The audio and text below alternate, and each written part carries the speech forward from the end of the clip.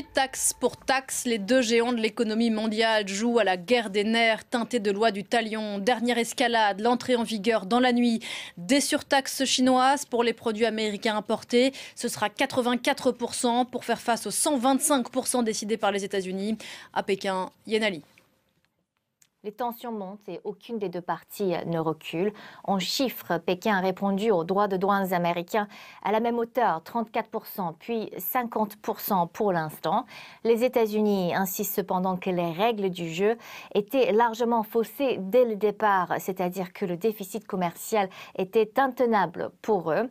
Sans évolution, nous nous dirigeons vers une guerre commerciale plus grave que tout ce que nous avons pu voir auparavant. La façon de parler du président américain Donald Trump n'est certainement pas très diplomatique aux yeux des Chinois. Pékin a désormais annoncé des conseils de voyage à ses citoyens se rendant aux États-Unis et leur a demandé d'évaluer les risques en matière de sécurité avant de décider même d'étudier aux États-Unis. Tandis que les dirigeants des petites économies font la queue pour conclure des accords avec la Maison-Blanche, Pékin reste ferme.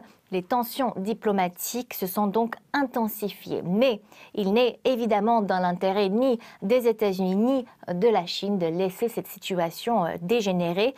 Les droits de douane américains sur les produits chinois nuiront aux consommateurs américains. Il suffit de penser au prix de l'iPhone qui augmentera inévitablement, sans parler des ordinateurs et des jouets.